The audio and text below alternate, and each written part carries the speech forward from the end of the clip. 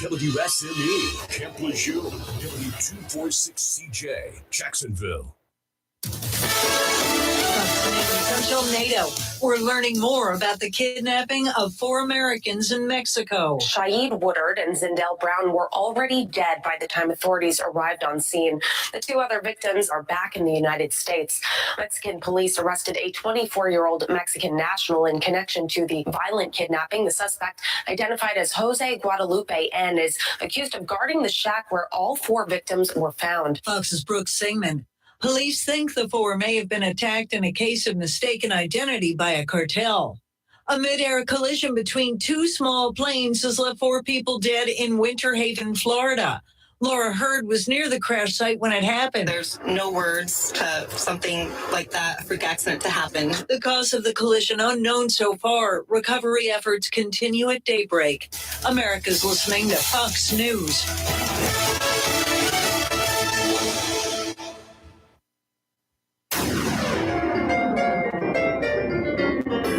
Freedom 97.1 WSME. Live and local. Real talk starts now. Okie dokie. It's 7 o'clock-ish somewhere, maybe here. Mm-hmm. Yeah, sure. And it's Wednesday. Hump day. Boy, I got it right. 3 days in a row. I honestly started to tell you were wrong about what day of the week was. I'm so used to you being wrong. No, I'm just so used to, yeah. I know. That's Do you like that? that's just not nice. That's just not nice at all. Rayford, I'm you know I Rayford love Brown, you. maybe. I'm Kelly Knapp. And I'm Lee Barrows. I'm proud of you. You That got hurts- it right every day. That hurt my feelings if I Oh, had please. any. Well, we know you don't have. No, that. we don't. I don't. You're a y'all don't. straight shooter.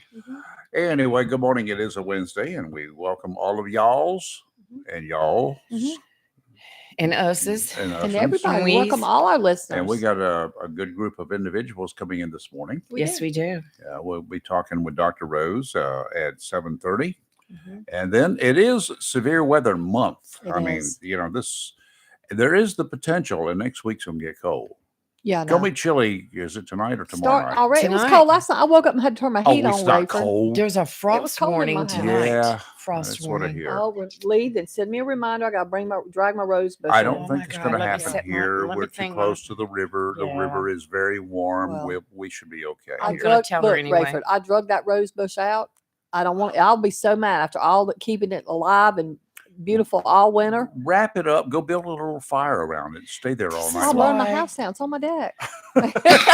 No, we're not doing This all is that. why I'm having all these unusual alarms on my phone. You know, sometimes something. Lee's my because alarm person. It's She all keeps the me alarms I straight. set for Kelly, and then I Uh-huh. forget to go in and delete them. I'll be like, I'm like, Lee, You why is set my phone- alarms for Kelly. I tell her, Yes. Lee, text me and remind me, blah blah blah blah. You know, whatever Okay, it is. Yeah, 6:30. What, you don't have one of the alarm thing? I of do, it? but I will Look, ignore it on my I- phone. I'm, Kid you not? Why? I don't know. Then why do you I'm set her them? girl.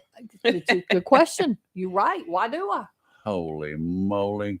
Got to do. We got to look out for each Lee other. keeps me straight. That's all we have. Somebody got to keep You're you like my straight. personal secretary. Hello, Chris. Yeah. Good morning. How are you? Good morning, Rayford and Kelly and Lee. How are y'all? You beat us We're to good. it We're this hanging morning, here. Chris. What's up? Well, that's only because I know Dr. Rose is coming on at 7:30, and I just wanted to catch y'all before she got on there with her important information. Uh-huh. I'll cut right to the chase because I'm sure that after Uh-oh. Dr. Rose and other people, last night's Board of Education fiasco, round two, month two, round two, had Lee, you were right. Was going to your information you got ahead of time was correct. I'm just going to cut to the chase. I think that a lot of people. I watched the whole thing, including a long recess. The chairman needs to step down. I'm glad he survived death. I'm sorry for the loss of his brother and sister, but the disrespect he showed to the other board members and the terminology, especially he used to Melissa Oakley.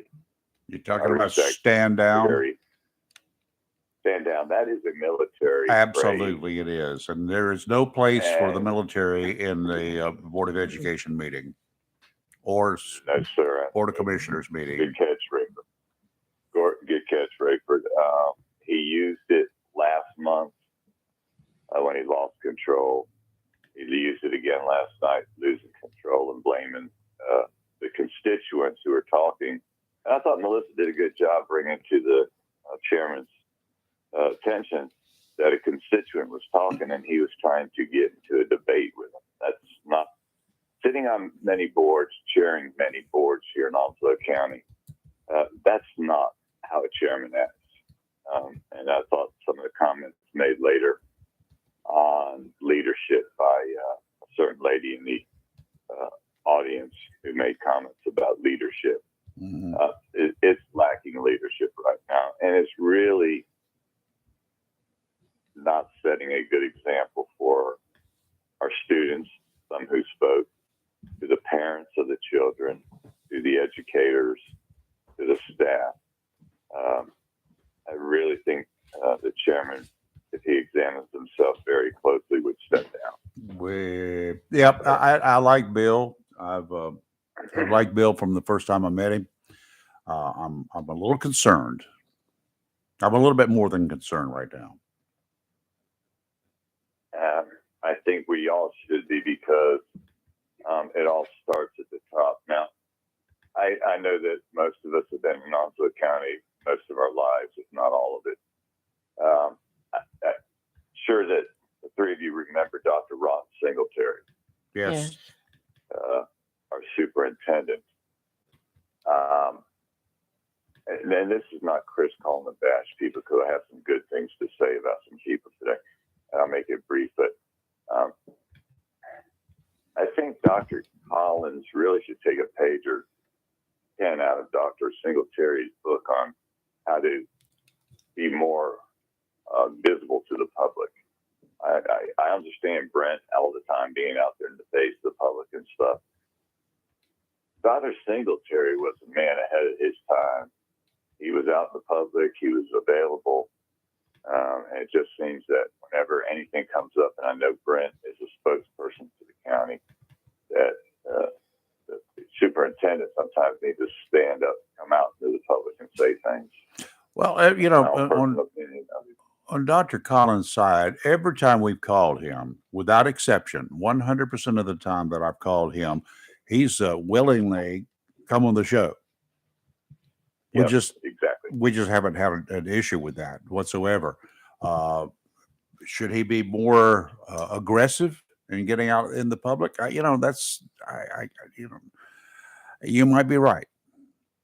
I think the leadership in the county needs to be more aggressive, from whether it's the sheriff, the clerk of court, the district attorney, to the police chief, the mayor, to everybody. They need to be very aggressive in making sure their messages, what's going on, is very transparent, and that we, the people, know as much as we, the council, the commission, the school board, the whatever. Rayford, I couldn't agree with you more. I have a question for any of you three right now off the top of your heads. Okay. Because I tried to look it up. Who is the Board of Education attorney? Does anybody know? Alex Irwin. Yes. Who? Alex Irwin. Alex. Okay. I took advantage, like Lee does. I watched the county commissioners meeting. I watched city council, even though I no longer am a city resident. I'm just curious your thoughts on this. These attorneys make a lot of money from their positions. You have no idea. They make a lot of money, yet it seems we always farm out lawsuits and stuff. And why are we paying some attorneys $200,000 a year, and yet we have to spend more taxpayers' dollars to go out and get attorneys to represent the city in lawsuits and stuff? I mean, to me, from a fiscal standpoint, it doesn't make any sense. These people are paid good money. They should be frequent or know the laws for government and such. Granted, they're all not murder trial attorneys, but the lawsuits and things like I just don't understand why. And maybe one day these questions will be answered why we're farming out this information. We had on staff a full-time attorney at one time for, was it the commission? I think the county commissioners. I think so. And then we still had to farm it out. Mhm. Now we've got somebody basically on call who does the routine things.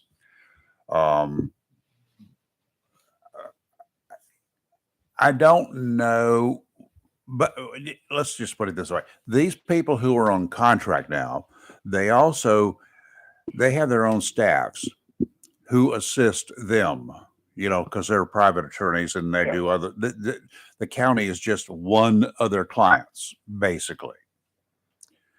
Well, that one, yes, Rayford. I know that you and Lee are city residents. Kelly, yep. I apologize. I'm a city resident. I don't spy on people. Okay. But I've been to Rayford's house and to Lee's house. Mm-hmm. I knew they were city. John Carter is full-time city, has been for 23 years, yet the city is farming out, for things. And yes, he has staff with the city too. So these taxpayers are paying for this attorney who farms out stuff. Mm-hmm. If I were y'all, I'd be a little upset with my tax dollars at work, but I'm not in the city anymore. I haven't looked so much at the city, and perhaps I should, because it is my tax dollars. And you're right. It is, but I just think as I get more and more involved in watching all of what's going on in our local politics, and I want to congratulate the county commissioners. I'm going to try to be brief so other people can call in. I watched the other day presentation of the proposed budget. And Lee, that was something that was mentioned to you from Kathy. That's what she was going on, I think, was the proposed or the 2022 budget. Something that struck me as rather odd that came up near the end of the meeting on Monday, the 11 o'clock meeting, which I still have problems with 11 o'clock meetings and the philosophy behind the reasoning of it that I was given by upper staff. The state has given Onslow County a grant for $500,000 to do a feasibility study on a pool. A feasibility study on what? A feasibility study for a pool in Onslow County. And I can do that for nothing. Well, I could too. The question I have, and I can't attend 11 o'clock meetings. I have a part-time consulting job. They said that they were teaming up with the YMCA, which was privately funded and built with private funds. Uh-huh. Now the county is going to do a feasibility study and team up with YMCA. Good cause, I think. That's a pool is needed. They have them at various other cities around us. So why not take the studies from these other cities and use it here? It works in Wilmington. Hello. Thank you, Rayford. Duh. Thank you, Rayford. It works in other cities, but my question is why is it being teamed up with the YMCA that has limited accessibilities currently to who has access to them? That's not serving the majority of the county. Yeah, well, the YMCA in most areas, they do a very good job. I assume they're doing a very good job here with limited resources. Maybe a pool would give them more resources. Maybe a city-funded pool would give the Y more resources to do an even better job here in Onslow County. the Y in Onslow County was so late getting formed. I've heard of I mean, I knew of the YMCA back in the 60s in Wilmington. Hello. Yeah. If anybody that's familiar with the old black and white Andy Griffith, Barney always got a room at the corner. Why? There you go. He did. But ours is, because I've donated blood there, it's a small building downtown across from Jacksonville Middle School. It's a place for the children to go after school, similar to the Boys and Girls Club.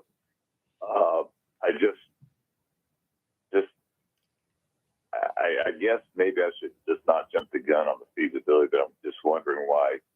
And maybe Robin will call in this morning later on and explain it. But I think they have a tough job. They have a real tough job with this budget coming up. Very tough with Medicaid, opioid costs. Yeah, there you go. Well, I think a $500,000 grant could be used, just to start digging holes in the ground. Well, what I understood from the presentation from the assistant county manager is the beginning of the money would be used as a feasibility study. Then if the board sees fit to move forward, the rest of it would be used for starting the construction of it. But we're going to have to come up with the money for the rest of it. I got a $500,000 waiting to just start digging holes. I can dig a lot of holes for $500,000. I think it's keep it simple, stupid. Y'all, duh. There you go. KISS. Stupid. Yeah. But I appreciate yours all along, because one of the things that was mentioned is, how does the county board of education get information out to people? I think calling into this show or being guest on your show would be a good start. Yeah. Well, the show is the only local and live. Well, we actually have a lot to say. Yeah, we got a lot to say, and you just beat us to it. Y'all go do it. All right. Thank you, Chris. I'll let you all take over. Take care. Have a blessed day. You too, Chris. Thank you. You're live and local Real Talk. Don't go away. We got weather coming up, and then we got a lot to talk about this morning. So yes, we do. Hang in there, including Severe Weather Month. That's right. And we got Norman Bryson, our EMS guy, coming in this morning at 8 o'clock. Dr. Rose is 7:30. But right now, some commercials. Video ads that remind them of the past. So to help you remember that Liberty Mutual Insurance Company customizes your home insurance so you only pay for what you need, here's an ad that'll really take you back. Back in my day, I heard a voice from the radio say, Liberty Mutual customizes my home insurance so I only pay for what I need. I'm getting on in years now, but heavens to Betsy, there are some things an old fella like me just never forgets. Only pay for what you need at libertymutual.com. Liberty, liberty, liberty, liberty. DQ presents. Picture this. You stand before the awe-inspiring new signature stack burger menu at DQ and your mouth wonders, where have you been all my life? That's 5 taste bud tempting cheeseburgers with 100% real seasoned beef. You peek at the loaded A1 stack burger with 2 premium sauces. Then the flamethrower stack burger with tongue-tingling jalapeno bacon. Then you realize moments like these are exactly why we have the DQ signature stack burger menu. DQ. Happy tastes good. Get it delivered at DQ.com. A plan every adult family member should consider is the pre-arranged funeral. It's the worry-saving thing to do for your family. Making pre-arrangements helps to alleviate the additional stress on family members that can come with arranging a loved one's funeral. Jones Funeral Home's prepaid funeral plan helps remove confusion. They make a practical evaluation of costs possible, and it's the best way to take an unpleasant task off the shoulders of the family. Call Jones Funeral Home at 455-1281. With locations in Jacksonville, Richland, Swansboro, and Holly Ridge. Welcome to Lane & Associates Family Dentistry, where we love to make you smile. Now proud to be working with Drs. Kim and Tommy Morgan, formerly Morgan Family Dentistry. The Jacksonville and Richlands Morgan offices of Lane & Associates Family Dentistry blends the latest technology with personal care and attention, so you have an amazing dental experience. The offices of Lane & Associates welcome all ages and accepts all major insurances, including military. Lane & Associates Family Dentistry has been serving the state of North Carolina for over 40 years, with 2 locations in Jacksonville, Richlands, and Maysville. Call for an appointment today at 877-LANE-DDS or online at lanedds.com. Welcome to Lane & Associates Family Dentistry.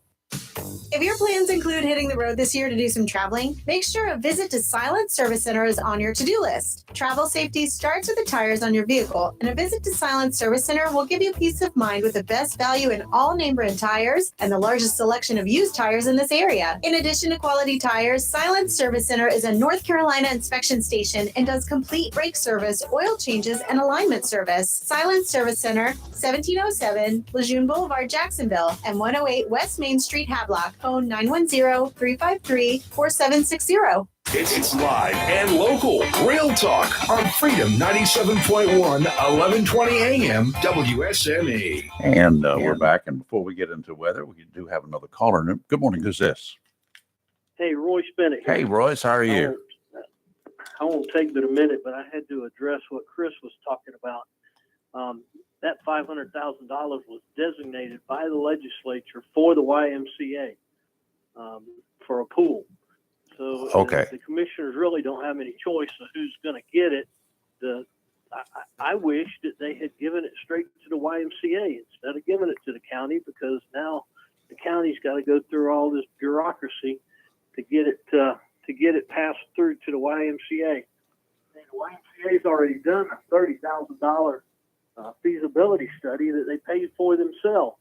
And We're now cool. The county's going to turn around and do another feasibility study. Why? That we're going to have to farm out, and I'll bet you it'll cost $100,000 next time. Which is the most ridiculous thing in the world. Control that. Turn the money back. The government. Turn the money back into the state. No, don't give it. See what happens with that, but it is designated for YMCA. You don't have to accept it. Well, that's what we did Monday night. We accepted it. So, Turn it back. that was actually what the budget item was. So Yeah. We'll see what happens with that. Hopefully, we can work something out so it doesn't cost a whole lot more than what the. I mean, I just hate seeing money spent twice, but. Yeah. Well, did the feasibility study show that the Y did? It showed that we needed a pool, right? Well, yeah. Okay, and then that's gonna duh. be presented to the commissioners in April. So April's YMCA is going to present to the commissioners in April. I think April 11th. Not sure off the top of my head, but Royce, yeah. This is a reason that you, the county commission, needs to have a regularly scheduled meeting with our designated legislators representing Onslow County in the state legislature. I've never been anywhere that was not on the agenda every quarter or whatever for all of the legislators to come and have a group meeting with the county commission. It makes sense. Yeah. It does. I would love to see it happen. Yeah. I've tried. I don't get it. We will be in Raleigh in May. We'll be in Raleigh meeting with our legislators. But why do you have to go to Raleigh? They live in Onslow County. That's a good question. Yeah, Duh. that. How much is it going to cost for you guys to go to Raleigh to meet with the legislators that live down the street from you? I just don't get it. I take that out of the budget. Okay. Give up, Royce. Hang up. But, I wanted to get that out there. Thank you. Thank you, Royce. Thanks, Royce. Bye. I hate to be so blunt, but you know what? It's kind of like common sense here. Like Royce said, the Y has already done a feasibility study, and they did it on $30,000. Now they want to give another $500,000 of taxpayer dollars. No, the Y should continue doing what they're doing, Yes. and then if they can and if it's feasible to work a pool into the new location that they're going to, then the county commissioners can give them the money. That's what it's for. But that $500,000 is for a feasibility study. Another one, a second one. No, let the Y worry about that. I mean, I think the best place for that pool is the Y. Of course. I mean, and Royce, you should know when you talk about the swimming pool, you're going to get Rayford all around. Oh, you got me. Sorry. Well, we have been dying to get to a subject. We're not gonna have time. Well, I know we're we not have gonna to have do time. other. We'll we have plenty can of right time. after Dr. Rose, But anyway, yeah, stay tuned for that. And don't nobody call till I finish what I got to say. And then I've got to say something too. So anyway, I'll stop the phone calls. Not a problem. Okay. Tideline Marine right here in Jacksonville, your one-stop shop for all of your boating and fishing needs. And I was working yesterday, and I'm looking at the new stuff that keeps coming in every day that George and Elise have picked out. Good fishing tackle, nice stuff. Got a couple of new boats down there, came in last week.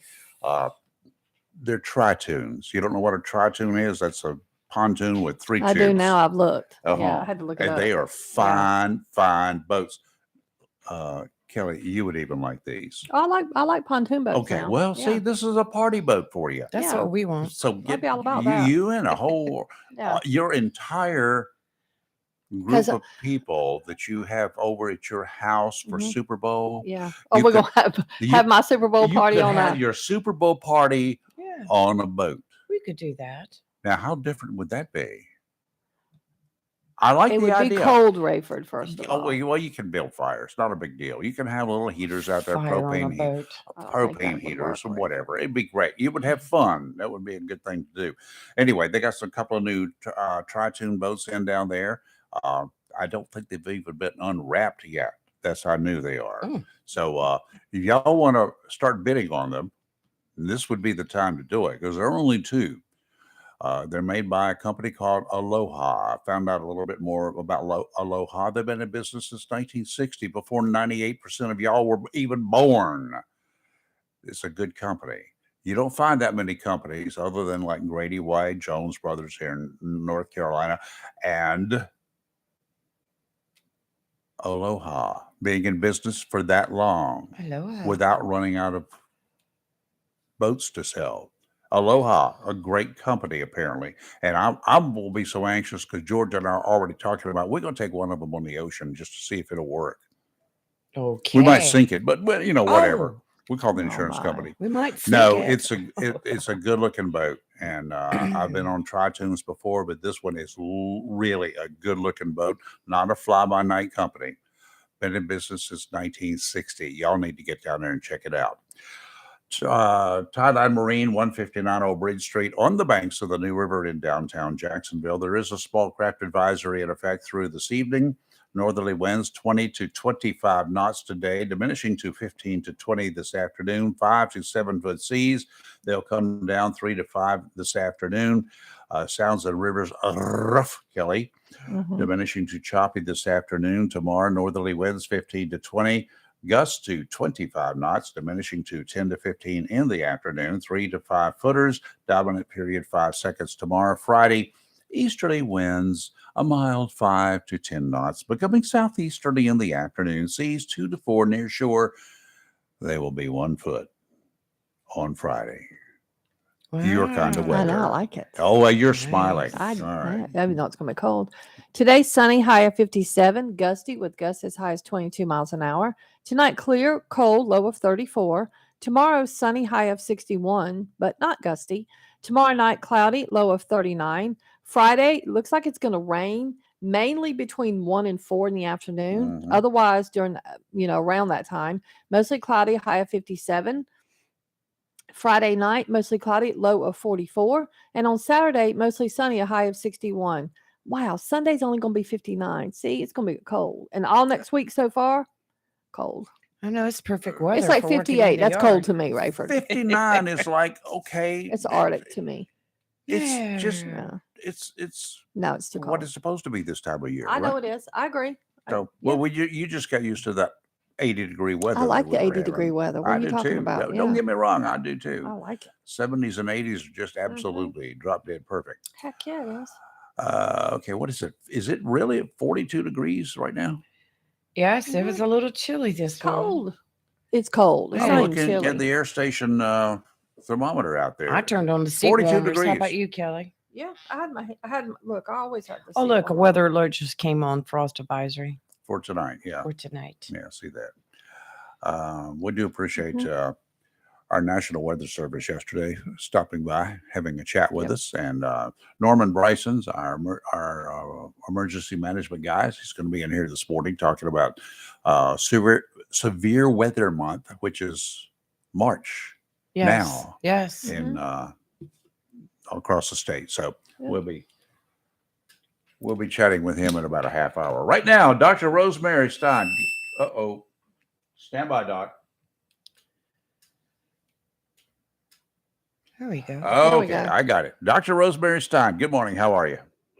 Good morning. Good Sorry morning. to be so squeaky this morning. Oh, Nope. we just had a little feedback there. Not from you, from our No. internal system here. Yeah. It happens from time to time on this line. Anyway, how are things besides pollinated? Pollinated and a little chilly over here. I don't know how it is in your neck of the woods. 42 degrees. That's a little chilly, but we knew that would happen because We did. Our spring came in a little too early. Yes. Well, at least it warmed up the soil, warmed up the water. So a little cool right now. We'll maybe kill a few bugs or something. That's right. That's a positive way to see it. Yeah. Oh my goodness. Yeah. Yeah. Anyway, seriously, I've been working in the yard for the last few days, every chance I had. And my shoes were yellow. My clothes were yellow. My hair was yellow. I looked like a blonde. And every time I came inside, it was like, God, I need to get in the shower. And that's a great idea. And that's what we should do with our children. If you can put a hamper or somewhere to put your clothes and maybe not be as discreet, come inside and just take your clothes off and have a set of clothing to wear temporarily until you get into the bathroom, so you don't bring all that pollen inside your home. No. And just put a hamper right by the door. That would be helpful, especially for our kids, the kids who are very sensitive to pollen and to dust. You know, I did not realize, and in past years, I'm sure the pollen was just as bad, but this year, for whatever reason, my eyes, my nose, everything just starts running. When you get, do your allergies change as you get older or whatever? Because I seem to be more allergic to more stuff now than I was when I was a kid or even 2 years ago. Allergies change. It's not necessarily just because we get older. It's because every so often our bodies go into cycles. And we think it's going to be that way forever, and it really isn't. I've noticed, they say 7-year cycles, and it's about right. The body will sort of forget some allergies for a while, and then sort of have a memory and start to react to things that it wasn't reacting to in the past. Unless they're really serious signs, it's not something to be concerned of. Just something to understand that the body does have its cycles. It goes as sort of like a pendulum in the weather. It does swing from side to side. Okay, well, mine's apparently going through one of those cycles. So I just don't know what to do about it because and maybe because I'm seem to be working outside more this spring than I have for any number of years. Always outside, but not doing as much work as I have been doing this spring. Probably because of the nice weather we've been having. Yeah, for those of you who work outside, it might be a good idea to take a little bit of a break if you can after an hour. Get some water, wash your face off. Dust off a little bit of the pollen and the dust before you get going, if you're able to at all. If you're not, well, then maybe make sure you drink plenty of fluids. You take an antihistamine. Allegra works well for me, which the generic name is fexofenadine, and it's not doesn't cause drowsiness. But it's things like that. You have to think ahead a little bit. So that you're not that uncomfortable that you don't enjoy the spring. And the kids, the same thing. Okay. What other ailments do we have across the state with the kids? What are you hearing? What are you seeing? We're still having some of that stomach bug, quite a bit of it, in fact. But what we really have a lot now is the strep and the tonsils being very large, whether it's from strep or something else. And poor kids, they just look miserable when they come in with their high fever and their rosy little cheeks and just looking so sad. So if they tell you that their throat hurts, it's not because of school a lot of the times and not wanting to go to school. It's these kids are really sick. Well, is there some reason? Is there anything coming from China that's causing this? Well, I can only surmise some of those things, but I think that that's part of the cycle. And we do get a lot of strep at the end of the winter, beginning of the spring in the past. So I'm not really surprised. I'm just surprised a little bit by the severity of it. I mean, I'm getting some strep that's very resistant. Like strep is supposed to respond well to amoxicillin. This strep has not. Those kids are coming in 3 days later sicker than they came in the first time. And I'm having to go to my stronger antibiotics and even injectable antibiotics. So it's just, as a parent, just be aware of it. It's not that the kid's immune system is terrible and he needs a new immune system. It's just that, first of all, we've not been exposed to as many people as we are now. There's a good bit of illness, and we're getting in a cycle where some of the strep is really just severe. Okay. Gosh. All right. Hate that. Kelly, All right. you need to stay in the closet. Yeah. We're gonna put Kelly in her bubble. Yeah, I don't want any strep. I've dealt with that before. We're not doing that. We're not doing that again. Yeah. Dr. Rose, thank you. Yeah. Thanks, Dr. Rose. Thank you. It's always a pleasure. Talk Thank to you, next week. Dr. Same here. Rose. See you next Thanks. week. Dr. Rosemary Stein. We'll take a quick break and then just hold your calls. I got some comments. Just hold your calls. I have some I want to say. You are going to be unchained, right? I've got let something I Kelly need to go say. Is it going to be first and- unchained I melody? have something I want to say right now. All right. You're live and local, Real Talk on Freedom 97.1, 1120 AM WSME. Prepare thyself. We'll be right back.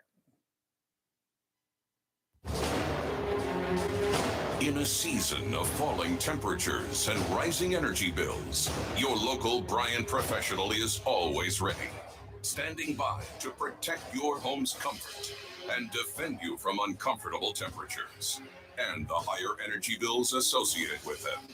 Ready to do whatever it takes for your home, your family, and you to be comfortable without breaking the bank. Because when the temperature falls, that's when your local Bryant professional turns up the heat efficiently. Call Down East Heating and Air Conditioning at 346-4311 and let them keep you comfortable this winter. Down East Heating and Air Conditioning, serving our community for over 25 years. Also, Down East can help you with your home guttering needs. Call Down East today at 346-4311. Bryant, whatever it takes. Coastal Carolina Community College Foundation and First Citizens Bank again brings you their annual Shuck and Shag to be held March 9th from 5:30 to 9 p.m. at Sturgeon City, 50 Court Street, Jacksonville. Steamed oysters, barbecue, side dishes, and beverages will be served from 5:30 to 7:30. The Band of Oz will take the stage at 6 p.m. playing your favorite beach classics. The Band of Oz. The Band of Oz. There will be a silent auction featuring some of Onslow County's finest businesses and artists with amazing prizes to be given away. Bring your oyster knife, dancing shoes, and shag and partner to this once-in-a-year event. Tickets $60 or $100 a couple. That includes everything, all you can eat in the Band of Oz. Get your tickets today at coastalcarolina.edu or call 910-938-6234 or 910-938-6792. Whether it's a quick bite to go or a sit-down lunch meeting, make the Burrow Restaurant your midday go-to eatery. From small plates and appetizers, sandwiches, burgers, and salads, to steak, seafood, chicken, and pasta, there's something for everyone, including a kids menu. Or pick up a Low Country boil from the Burrow's Low Country Kitchen for your next office or family get-together. And craft cocktails to go. Restrictions apply. Ask for details. The Burrow Restaurant, 109 North Front Street in historic downtown Swansboro. It's live and local. Real talk on Freedom 97.1 WSME. And we're back for the faint of heart in the audience. You may want to sit down. Yeah, it Take a was deep not breath. so faint of heart last night. Don't want to fall. Rayford, last night was the Onslow County Board of Education meeting, and it had already been rumored that it was going to be contentious based on, people wanting to remove the chair. And I can't say I disagree with them. And that is not even what I'm ranting and raving about. He proved again last night why I don't think he should be chair when he silenced a individual, a husband and a dad, who was there to talk about his wife, who's a teacher. But two things I want to point out. Well, we'll start with Bill's behavior because they kind of intertwine. But Bill they Lanier. don't. Bill Lanier is our chair. Once again, last night, Bill showed why I don't think he should be chair. He again interrupted an individual who was up there trying to speak. And in my opinion, Bill had no reason to interrupt this man trying to talk about his wife. I just didn't understand it. This interruption led to another free-for-all and ended up having taken a recess. Bill was condescending to all the board members, in my opinion, during that. He was very condescending to Melissa Oakley. He was trying to shut Lewis down again, and Lewis was correct. And Lewis brought up a good point in that whole little issue. The individual that got up and spoke stated that he had brought documents. He had proof of his documentation and had what appeared to be, as he put it, a copy for every board member. There's 7 board members. He appeared to gesture that he had given it over to either Dr. Collins or the county attorney, a little unclear to which individual, but it appeared to be over on that desk. They all said kind of like this long table. Lewis, at one point, when this man's trying to speak, asked about the documents, and rightfully so. And I agree. Why were these documents not passed out to all the board members? They're the Board of Education. They should have gotten those documents. What are they, top secret? I mean, if they can't review them, who are they for? And why are we electing these people? Because Lewis is right. They should have been given the documents that this man brought up so they could review. That's my first issue. My second issue with that is Bill Lanier's once again yelling at the audience. So you heard a voice. His demeanor was not right. That of a board Absolutely chairman, right? not. Because some guy in the audience, I have no idea who it was, but you heard him yell, "Let him speak." And Bill, was yelling that the guy in the audience yelled, and he's like, "I'm here to create whatever." But the issue is, if Bill Lanier had never started trying to challenge the speaker, the guy in the audience wouldn't have had to yell, "Let him speak," because the only person that would have been speaking would have been the man that came to the podium. So yelling at the audience and threatening removal and directing the sheriff to try to figure out who's talking, it's childish and it's petty. It got so contentious they had to stop and take a break. Take a break. So everyone would calm down. I mean, it was, and the third thing, for future reference, Onslow County Schools, you might want to mute the mic when y'all take these breaks, because we could hear all the people talking, to include the people coming up and talking to the guy that was standing there waiting to speak. No, behind the scenes is great. So I y'all, would leave it up. in the future, y'all might want to mute that mic. So that's my first issue. I think that the second thing, before we get to my issue I have with the school system, that's what really has got me fired up, and it came to light yesterday. We pay this county attorney, or we don't. I guess taxpayers do pay it. What am I talking about? Yes. So yes, folks, we do pay this school board attorney roughly, what I've been told, $13,000 a month. Okay. No. Yes. A month? Yes, sir. You heard me correctly. You heard me. Yes. It's like what, $175 an hour, and he's required to do so many hours a month. I don't know. I but sent you a copy of his contract. I've seen the contract. Yes, sir, Rayford. Now, so if y'all not mad about that, you ought to be. First off. That's Second of more than all, I get in a year yes. from Social More than all of us Security. get in a From year. Social Yeah. Security.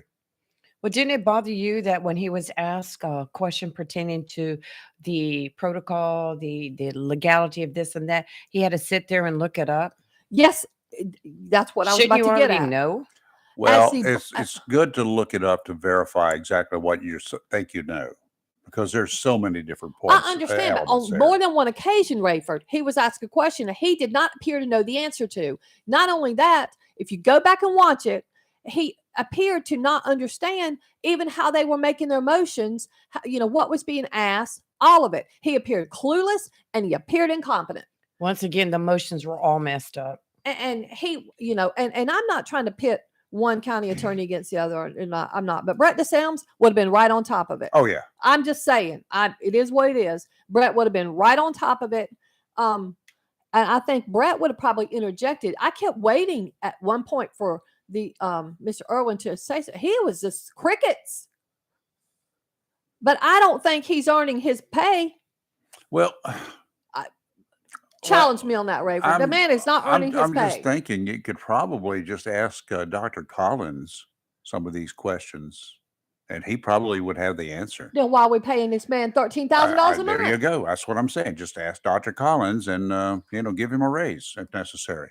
So, because that brings me to, I'm going to skip over the thing that's got me the most fired up for a minute, because another man, and I don't know who, I didn't write people's names down, came up and spoke about teachers' assistants and the pay scale and whatever.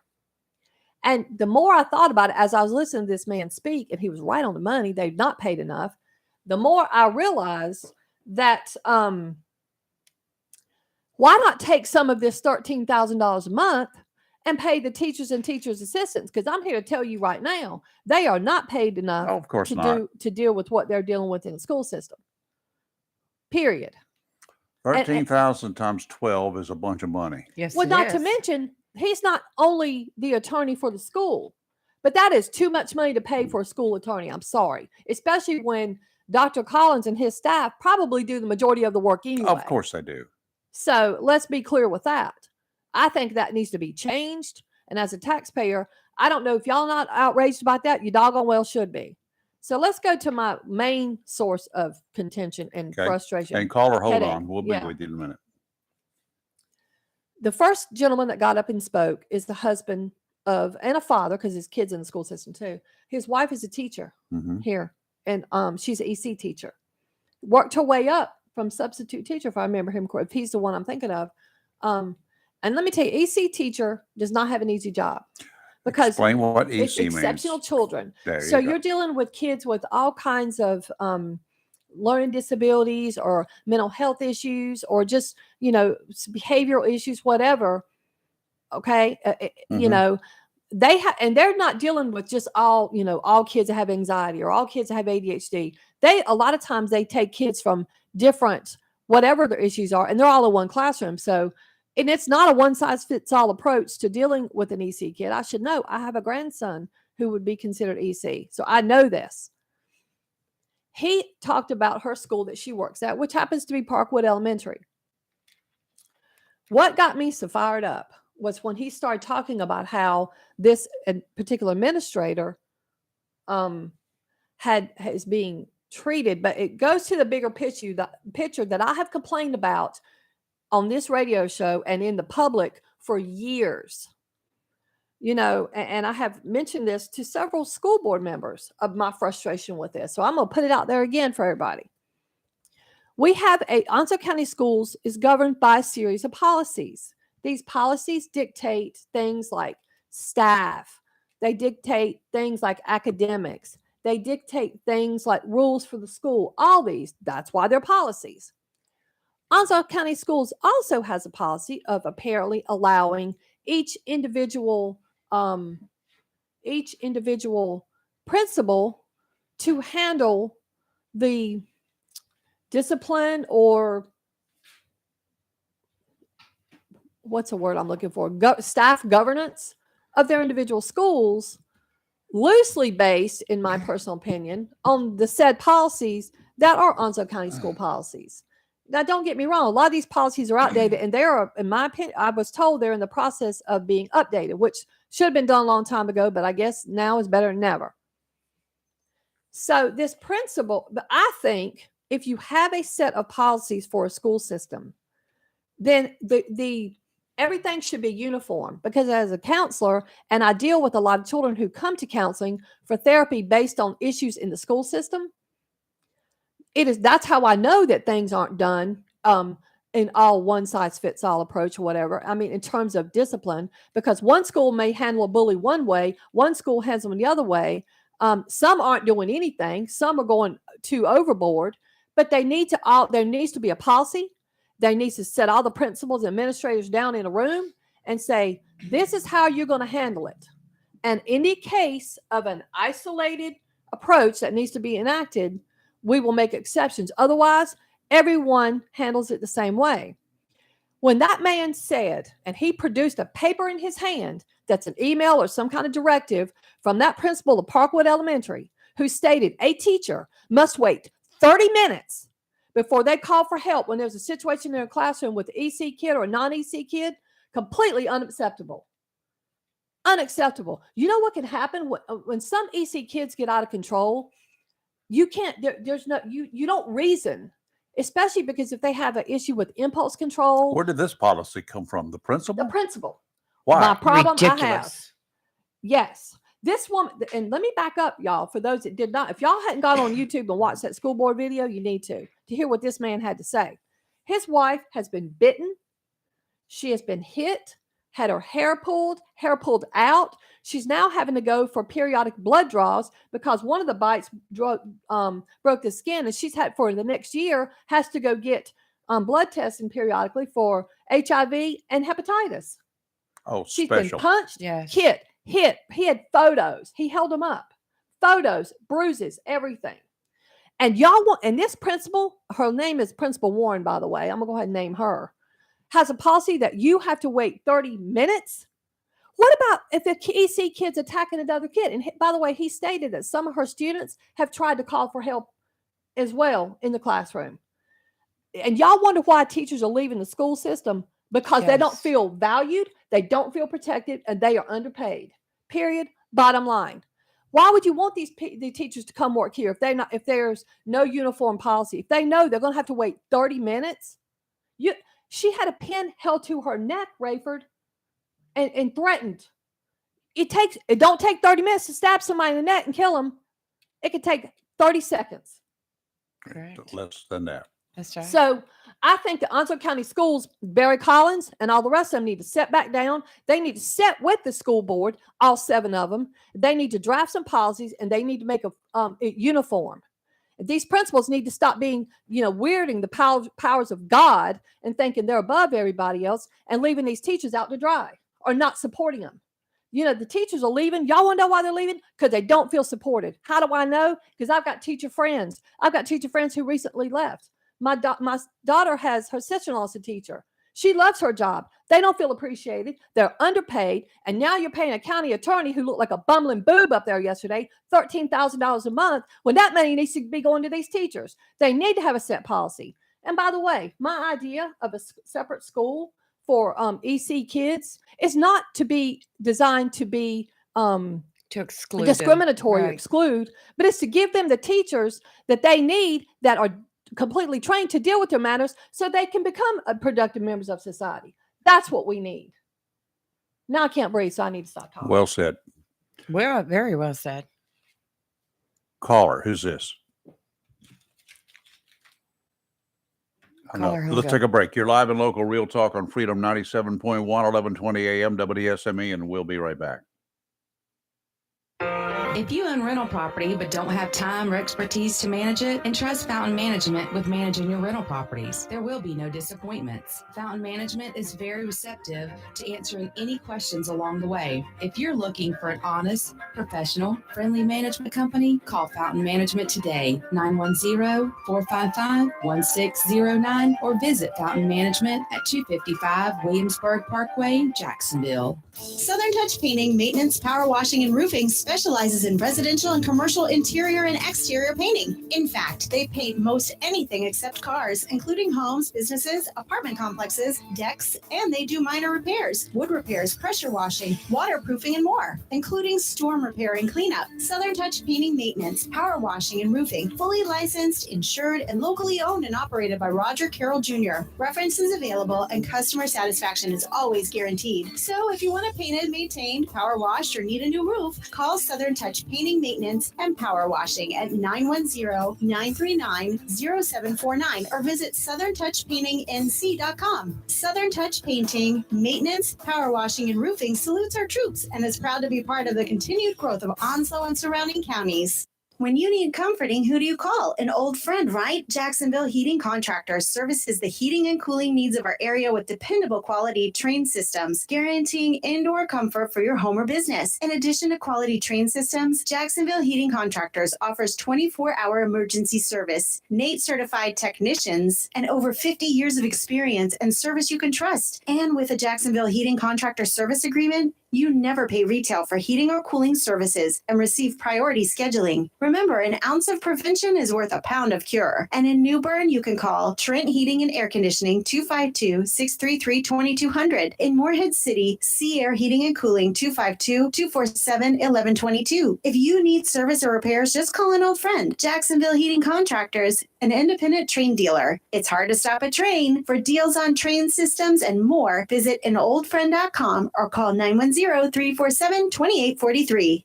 Freedom 97.1 WSME. It's live and local real talk on Freedom 97.1 WSME. And I got two bottles of O2 out there in the garage. I'm mad, Rachel. I had to turn my headphones down. I'm mad. I'm angry because I have complained about this for a long time. And that man highlighted one of the things I've been complaining about. But they shut him down last night? Bill, yeah, this is the same man Bill tried to interrupt. Yes. Yes. Well, I just want to say that every speaker they had speak last night, kudos to jobs well done. Every last one of them. Every last speaker, Well, I agreed I'm with. glad that the people are 100%. getting involved. And that's what they're mad. there's the problem. The Right. people of this county and other counties, not just this county, but the people have not involved themselves. Right. Well, from the very first speaker, great job. And I can't remember his name either. Debbie, great job. Emily, the student that got up and gave her speech on this issue with With the soccer students player. taking the AP classes Mhm. and not getting credit for it to the end of the year. What a wonderful young lady she was. The man that got up and talked about the teachers and Yes. the TAs not being paid enough. And then here we are paying a county attorney $13,000 And you a know, month. these the school were board attorney. people from all over the county Yes. speaking last night. And it made me realize, I mean, I knew there were some issues in our schools with assault policies, with teachers, with students, the bullying Oh, we've heard is that for really years. super bad. But last night really brought it to light. And Kelly was talking about this one teacher. Well, let me tell you about a 9-year-old Principal. student. Yeah, the principal. Yeah. Let me tell you about a 9-year-old student that goes to Clearview. Mhm. She didn't want to go outside for recess. She wanted to stay in and finish her work on the laptop. She's been an A student, honor roll student, excellence awards and such until this year. Parents couldn't figure out what in the world is going on with her. They put her in counseling to try to help her. Mm. And so she's been going to counseling. But when she told the teacher she wanted to stay in and finish her work rather than go out on the playground, things ensued. Now, this child ended up with her arm, and I've showed you the pictures. I've seen the pictures. There's bruises and scrapes all over her arm, and she was wearing a jacket at the time this happened.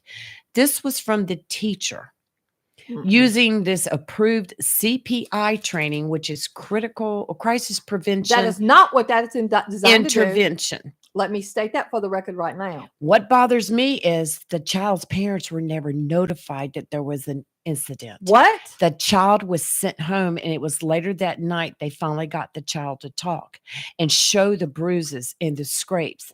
They went to the school the next morning.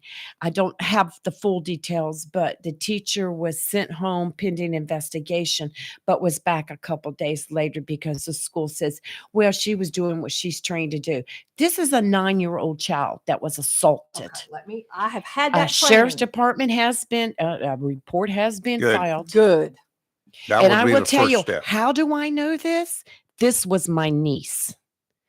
And, I made inquiries, and according to the Board of Education, you have to follow a protocol in Mhm. order to make a complaint. You have to see students. First, you have to go to that school, talk to that principal. Yeah. It's obvious that things are kind of being swept under the rug, where there was a hallway video supposedly that showed where the teacher was pushing her and dragging her down the hall. Now it's like, oh no, it happened in the classroom where there's no videos. And it's just unreal. Their whole answer to it was put the teacher back to work a couple of days later and move the child to another class. But see, two things. One, that's not the answer. Right. Two, that training, by the way, is not designed to leave bruises and marks on a kid's arm. Absolutely. And she was Bottom wearing a line. jacket. Now you can imagine Can you through the imagine? jacket. No. And y'all wonder why kids come to therapy because they're anxiety filled. I'm telling you, you would lose your mind if you know the stories I have heard from kids and parents that come in and their frustration with Onslow County schools. She's 9 years old. It's something that happened and you couldn't control her. Go get another teacher. I understand another teacher popped her head and said, can I help you? And that teacher said, no, I've got it. No, you bring in somebody else. Calm the child down. I don't know exactly what happened, but I do know this child was assaulted. That is assault. Assaulted. And if I were them, I would press charges against, what school is this? Clearview Elementary. I'd be going to the That's the magistrate new office. school, right? Yes. That's the new one? Yes. Just go to the magistrate. Well, try to get a a warrant. report was made with local law enforcement. They're investigating it. They've Good. interviewed the child, so we're just going to have to wait and see what comes out. But there is no excuse, and that kind of force, you leaving those kind of marks on a child's skin. 100% agree with that. And there's also no excuse for the parents to not be called. And when the parents asked to see the video and they were told they couldn't, Right. bet. Oh, yeah, the parents were never even called. Absolutely bet. They had to go to the school the next day and confront then the assistant principal and like, can hope- you explain this? Well, it seems Hopefully the whoever's investigating, the detective or a deputy, Right. whoever, hopefully they will get a warrant and seize the video. Well, if you've taken CPI and training for this, I think there needs to be a new training. But that is not how that training is designed. It's not what it's designed That's to do. It's not designed to deal with a kid who don't want to go out because they want to do their work. My God, y'all complain when the kids don't do their work. Now you got a kid that wants to do their work. I know it. And then have her take her laptop and sit out there and do her work instead of recess. Well, what is happening right So now? all the people that spoke last night, thank you. Thank you. Y'all did a good job. It's time at to the stand meeting. up. Well, Yes. it sounds like Onslow County Schools only deals with when they get sued. So is it going to take everybody suing them to get something done? Maybe that's the reason they need $13,000 a month attorney. Who don't do nothing. You're live and local Real Talk on Freedom 97.1, 1120 AM WSME. We'll be right back. SME, Camp Lejeune, W246CJ, Jacksonville. Fox News, I'm Chris Foster. House Republicans lead hearings today about the withdrawal from Afghanistan and the origins of the COVID-19 pandemic. They have a range of witnesses for this hearing, from the former director of the CDC, Dr. Robert Redfield, to the former science and health editor of the New York Times. And chief among the many questions today, where did this virus come from? Did it evolve naturally, or did it leak from a lab in Wuhan, China? Fox's Doug Zader. A vote to legalize recreational marijuana fails in Oklahoma. The question was the only issue on the ballot. It would have legalized pot for those over 21. Oklahoma would have been the 22nd state to allow recreational marijuana use. The question was opposed by various religious groups, law enforcement, and prosecutors. They argued legal marijuana would harm children and lead to more crime. Fox's Chris DeMeo. Around 10% of adults in Oklahoma have medical marijuana permits. Doctors can approve those for any reason. America's listening to Fox News.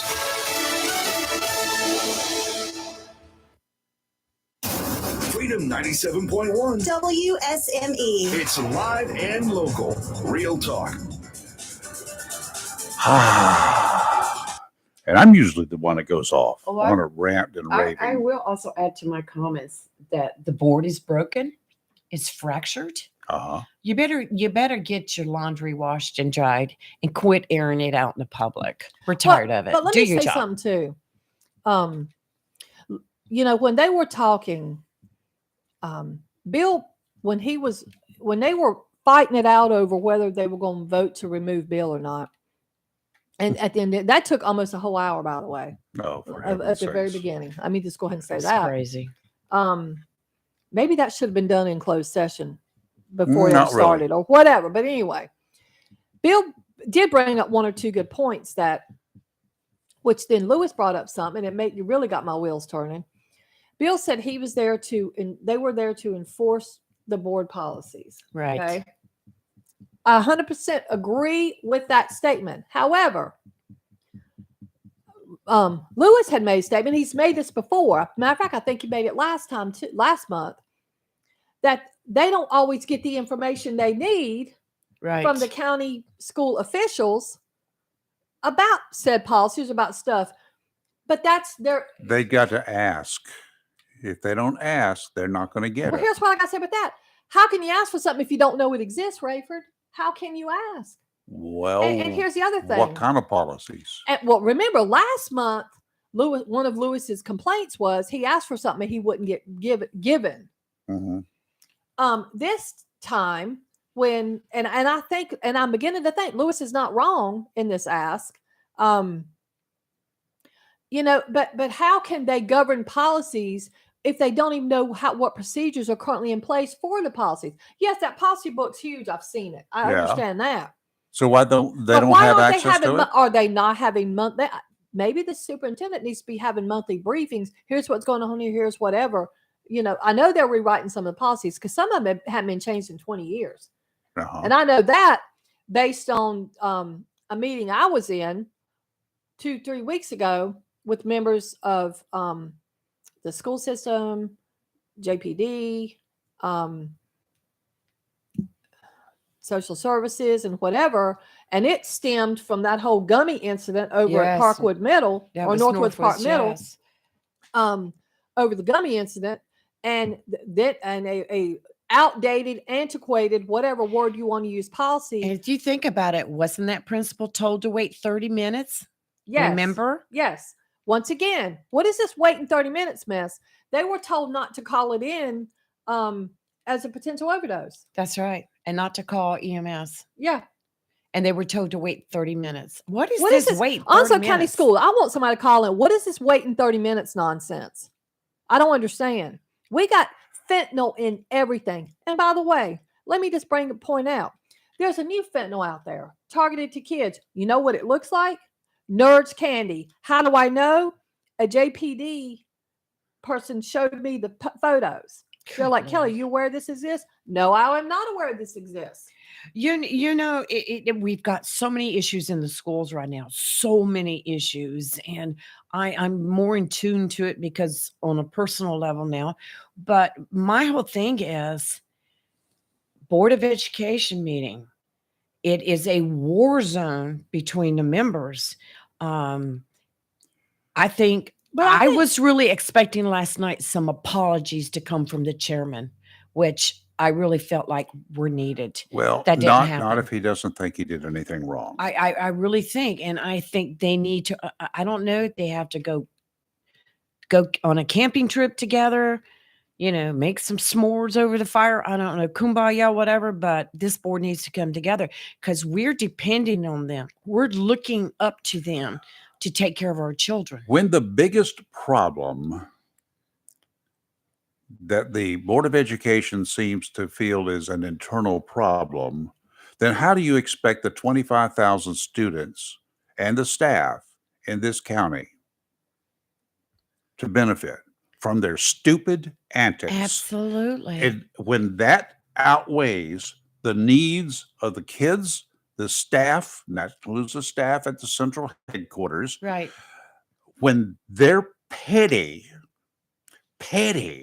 stupidity. Mm-hmm. Now's my turn. When their petty stupidity outweighs the needs of 25,000 100,000 students. Each and every one of them either needs to step down or step up to the plate and grow a pair. Well, there was a couple last night, like Melissa. She tried to interact, to ask a question, to straighten a motion or something. Then here's and what she I was would told do. to stand down. Here's He what I would disrespected do. her.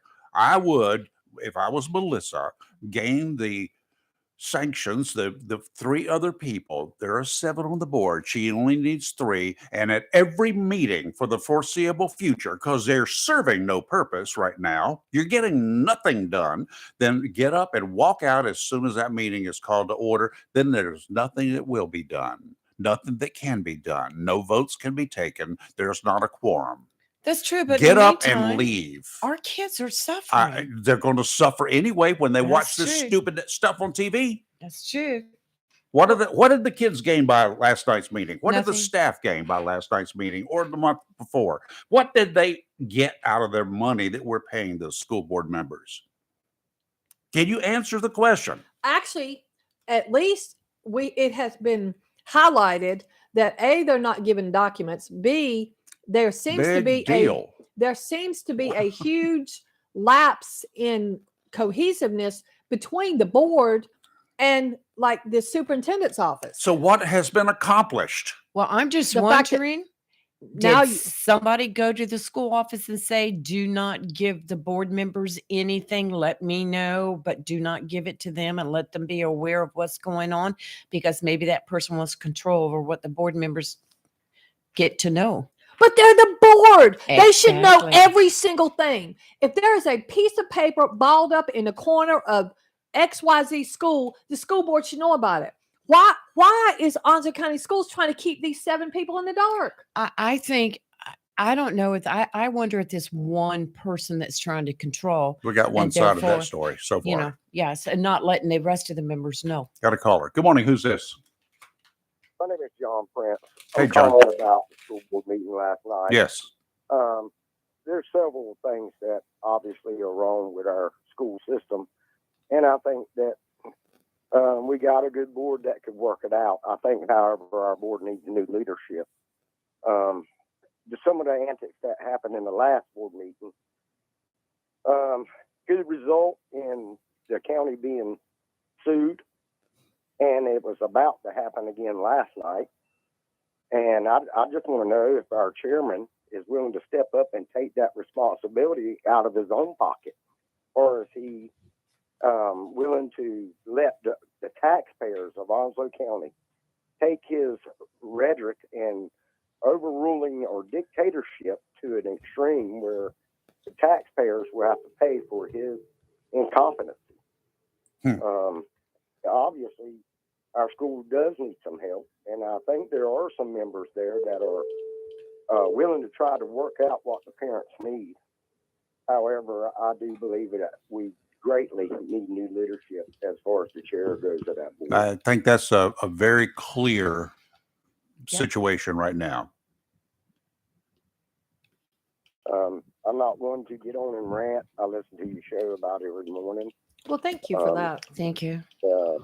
I think the citizens do need to keep speaking out. Mhm. And I think that the board needs to take a time out, try to get their things together, reach an agreement on who is the best person for leadership. A leader is one who can dissolve things that come up instead of escalating the things. And the last 2 meetings, all I've seen is the leader escalate problems. A good leader would probably step down. That's my opinion, and I thank you for your show. Have a wonderful day. John, thank you, sir. so We appreciate much. it. I totally agree. And again, I do like Bill. I respected Bill Oh, in I the do past. too. No problem with Bill. I do not like what has occurred, No. and it shows a very poor choice among the other people on that board for picking him, but they had no way of knowing. But not only that, Bill seems to be so antagonistic towards the people in the audience. Yeah. Like, I'm not understanding, and it happened again. I mean, once again, if Bill had not chimed in and it was almost like he was trying to fight or debate whatever one, the guy that was trying to speak about his wife, who's a teacher. Right. And then the guy in the audience is like, let him speak. Well, I would have probably yelled out, let him. I probably would have stood up and said, Bill, let him speak. Well, Bill interrupted him to begin with and said, I already know about this situation and there's no need for you to come before the school board. Well, obviously there was a need for him. Lewis then said, well, hold up. The rest of us don't know about this. Why are you? And Lewis said, why are you conducting an investigation and none of us know about it? And Bill said, I'm not conducting an investigation. Well, you claimed you knew about it. Well, but here's the thing. Bill, if you're listening, let's look at the bigger picture here. You claimed you knew about it. Why are you here? That man was there speaking because he felt like nothing was getting done. And heck, based on what he said, nothing has been seemed to be getting done other than the only thing that came of that meeting is we now learned that a principal who is way out of bounds, in my opinion, of saying wait 30 minutes in an EC class or even in a regular class. So if two kids are fighting it out in a classroom, you're telling me that the teacher's supposed to wait 30 minutes before calling for help? What is wrong with this picture? Well, does this include calling across the hallway for another teacher to come and assist and maybe,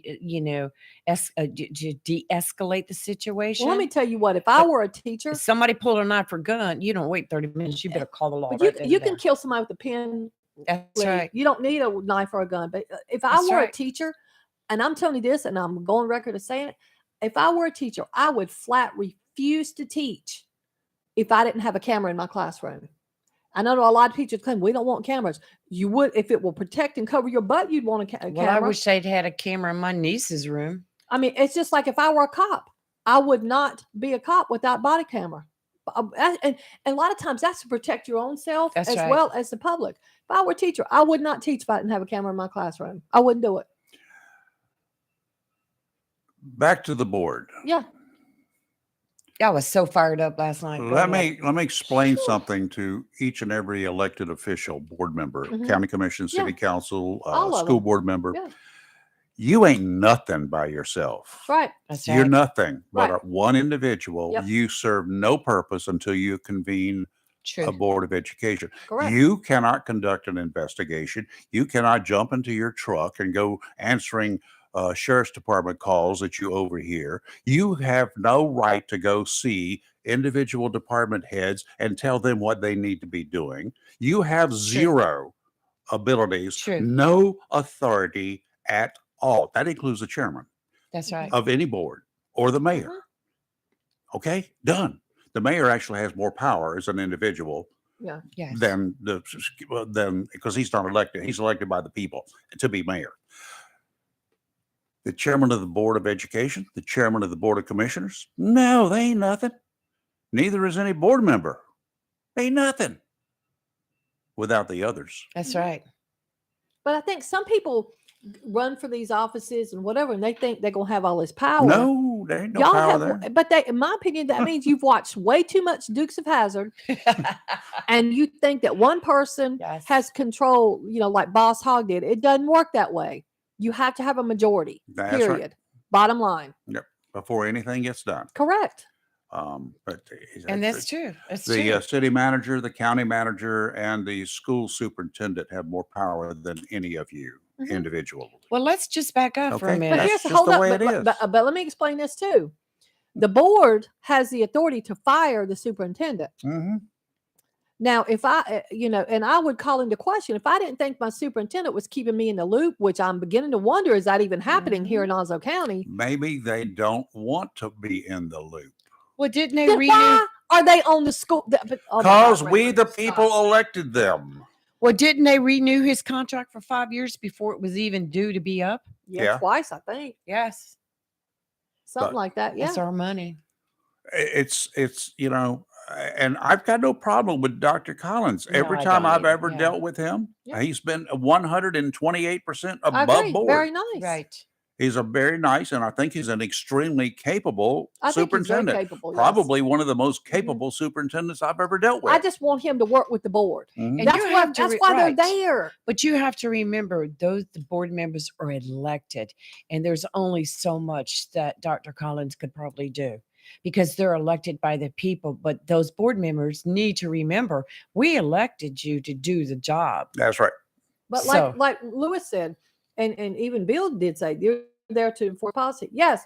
So enforce some policies. However, they need to know what the policies are. Yep. They need to discuss. That's up to them to I get it. agree. They I should agree. be getting it. Well, according to last month, Lewis claimed he'd asked 3 times for something and still hadn't got it. I don't know That's what he a asked problem, for. Rayford. If Right. indeed that's the case, then when Lewis Said needs it to live call on in the here. air. Yeah.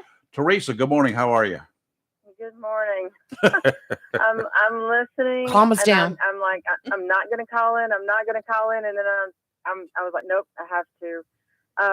It's about the children. Yes. The board. Did they listen to the prayer?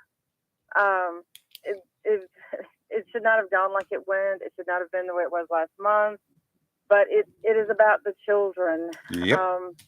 And that is it. And these are children that will be in society. My daughter wants to be an elementary school teacher.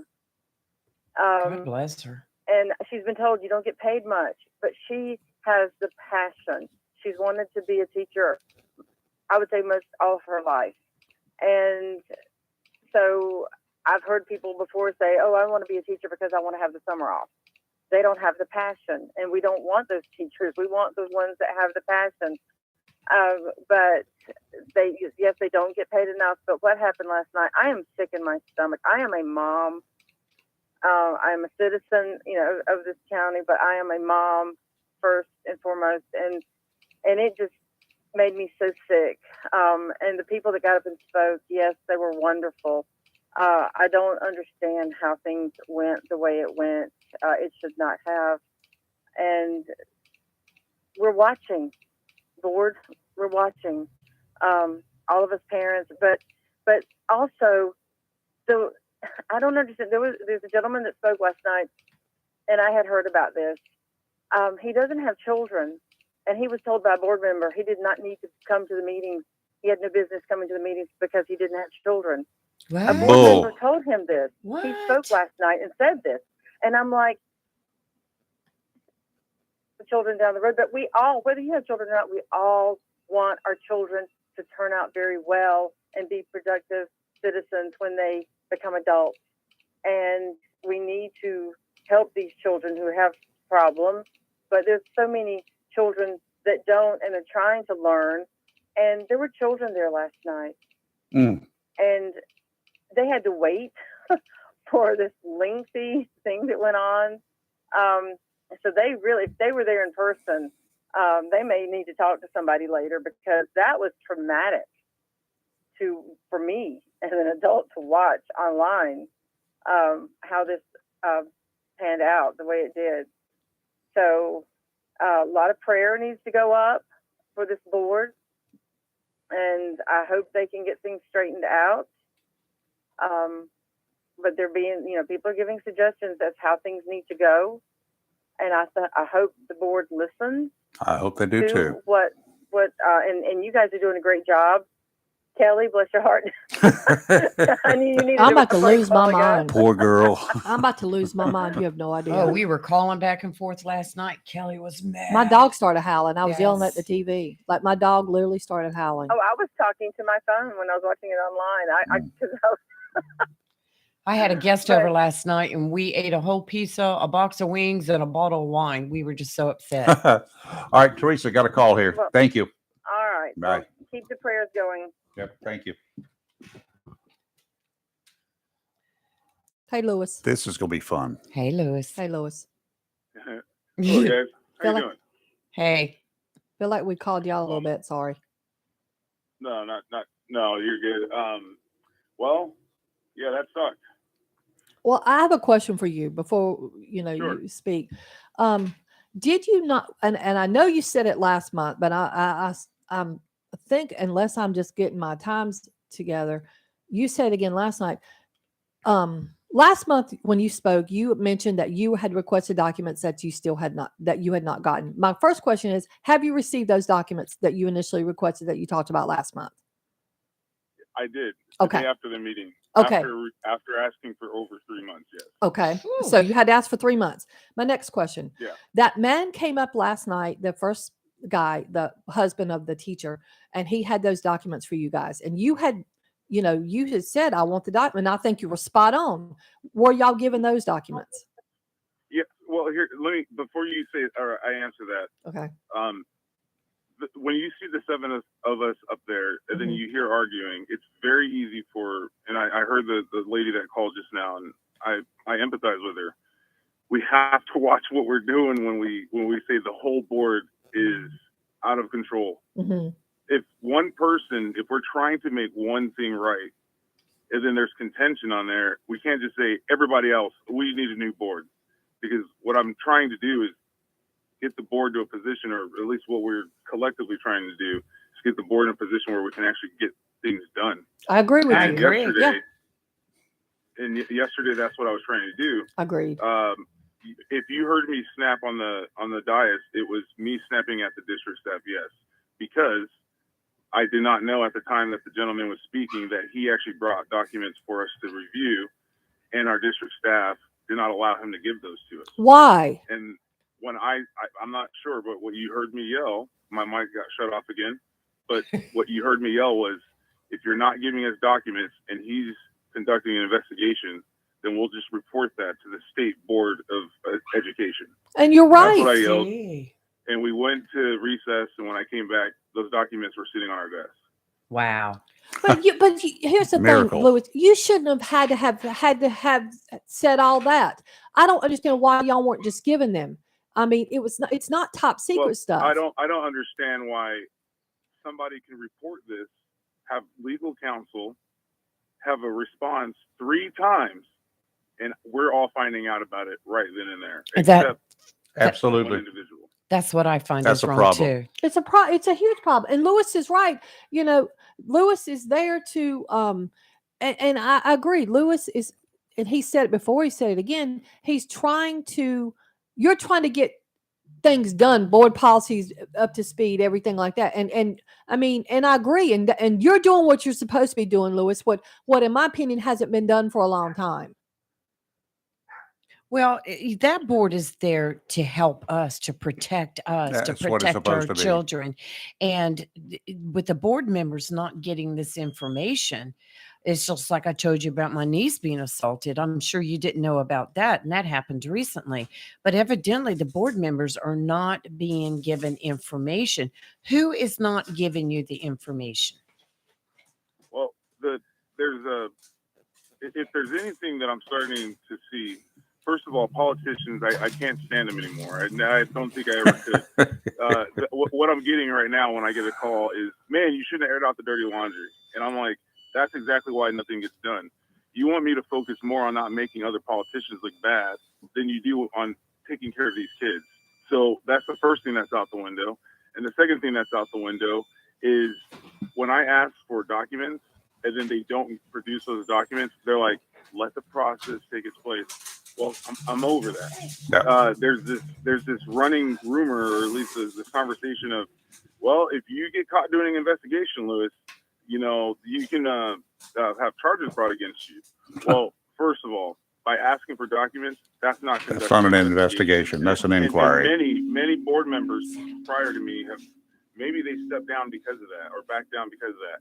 I'm not conducting an investigation, but I can ask questions. But I do know that after looking at the files that man brought last night, somebody has made decisions on his case.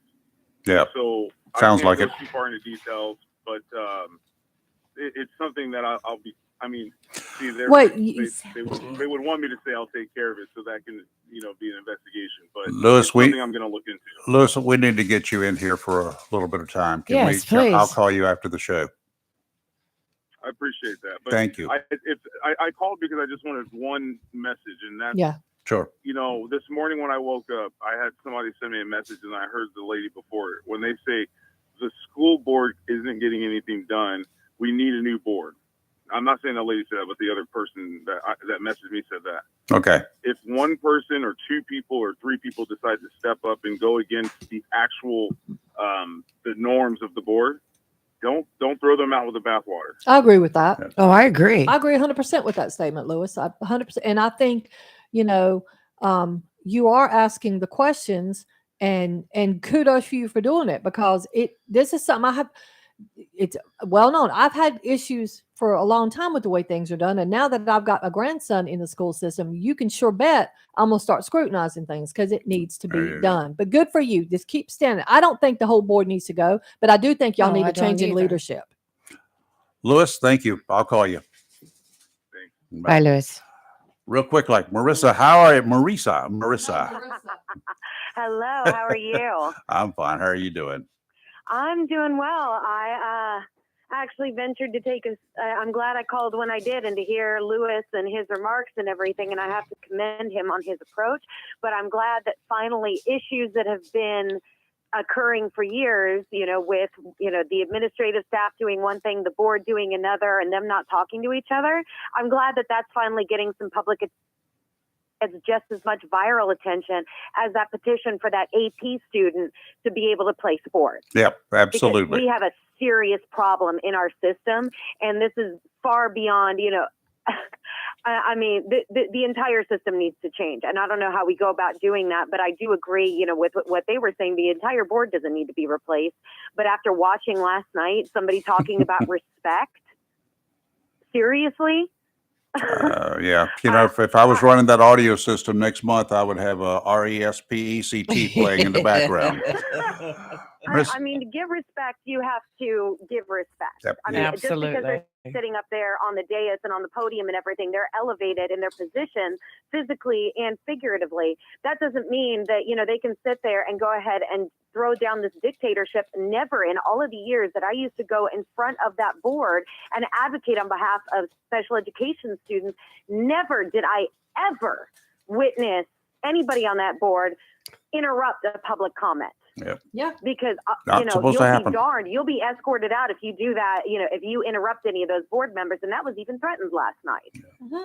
Yep. Marissa, thank you. Thanks, Marissa. Yeah, thanks, Ray. All right, talk to you later. Let's take a quick break, and when we come back, we got Norman Brayson in here because it's severe weather month. Yeah, and let's look, talk about some lightning and thunderstorms. Yeah, that'll be an easy thing to talk about now after this, right? You're live and local Real Talk on Freedom 97.1, 1120 AM, WSME. Tammy from Allstate Swansboro reminds you to check your mailbox today and find your quote on homeowners insurance. Tammy from Allstate Swansboro goes the extra mile to make sure you're in good hands, like helping you customize your homeowners and windstorm coverage with their Write Your Own homeowners policy. Yes, save even more when you bundle your home, automobile, boat, motorcycle, and even your golf cart. Remember, if it rolls or floats, call Tammy for a quote. You and everything you own are in good hands with Tammy Fry Allstate in Swansboro. Phone 910-326-5383 today. Tammy Fry Allstate, 638 West Corbett Avenue in the friendly city by the sea, Swansboro. Remember, check your mailbox today for savings on your homeowner's insurance. Hello, shoppers. Take advantage of the following specials and many, many more at your locally owned and operated Piggly Wiggly store where good things cost less. Down the street on Richlands Highway here in Jacksonville and Main Street in Maysville. Half cut, bone-in, ribeye loin is only $9.99 a pound. Quarter sliced pork loin, just $1.79 a pound. Whole smoked picnic is only $1.79 a pound. Fresh ground chuck, $3.39 a pound with a purchase of 10 pounds or more. Whole bone-in pork loin, just $1.39 a pound. Whole chickens, $1.49 a pound. And remember, the beef and pork is cut fresh every day by the butchers at your locally owned and operated Piggly Wiggly store, and they use only the finest certified Angus beef and Sanders' Farm chicken. Over in produce, 2 1-pound packages of fresh strawberries, just $5. Extra large red globe grapes or red or white seedless grapes are only $1.99 a pound. 2 pints of ruby grape tomatoes, just $4. Jumbo mangoes, you get 2 for $4. Washington State Granny Smith apples are only $1.99 a pound, and crisp and tender broccoli crowns are only $1.99 a pound. That's your locally owned and operated Piggly Wiggly store down the street where good things cost less on the Richlands Highway in Jacksonville and Main Street in Maysville. And you get 2 6-packs of Pepsi or Mountain Dew for just $8. Remember, save big with the pig. It's live and local real talk on Freedom 97.1 WSME. And we're back. And real quick, like Tideline Marine right here in Jacksonville, your one-stop shop for all your boating and fishing needs and anything else you want to do on the water. Come on down there. Tideline's got all sorts of stuff, including new lures that will just absolutely snag the fish, because I'm going to be trying them out in about a month when the Spanish start running. 159 Old Bridge Street on the banks of the New River in downtown Jacksonville. There is a small craft advisory in effect through this evening. Why? Because there are lots of winds out there.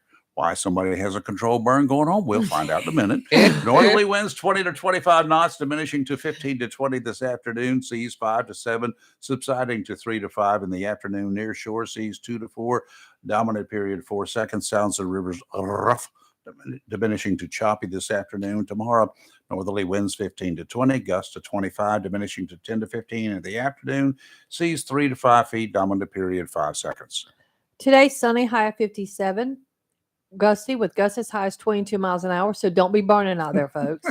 Tonight, clear, low of 34. It's going to be cold. Tomorrow, sunny, high of 61. Tomorrow night, increasing clouds, low of 39. Friday, it's going to be cloudy, and then between 1 and 4, it looks like it's going to rain. A little bit of rain. Yeah. High of only 57, so it'll be chilly and rainy. Yeah. And Friday night, cloudy, low of 44. And on Saturday, still chilly, high of 61. It's sunny, though. That's not chilly. It is to me. Anything below 70 is cold. She's got like our temperature at her house set at 85. You need to get Y'all some, would sweat out some in my house. steak or something, get your blood thickened up. No. not Need supposed some to eat that iron meat, in her but blood, yeah. doesn't she? Norman Bryson, how are you? Hey, I'm Norman. good. How are y'all? Fine. We appreciate you coming in. This is one man I value him. Oh my God. Oh, Does heck such yeah. a great He job does for the a county. wonderful job for the And, county. Yes, he you does. seldom hear about him or from him directly or anything like that. We have to lure him in here, Yes. but he's out there he's in the forefront Mhm. of everything that goes on in this county, emergency wise, from fires to the EMS response to pretty much everything. So hurricane preparedness. Oh, you can't say that. Yeah, to the H storms. Y'all stop with that. Y'all And then, need to get past it. then we Being got the scared. T word this Yes. month and Yeah. next month. Yeah. What is it? April is peak month here in Eastern North Carolina for tornadoes. As you get into March and April, that's your biggest time frame for tornadoes here in the state of North Carolina. And that's because cold and hot meet at the same time, and like they're kind of doing right now. And we're producing some winds, but we don't have a frontal system out there to deal with. That is correct. And we just talking about the weather just a minute ago. We've got a cold front that's starting to come in.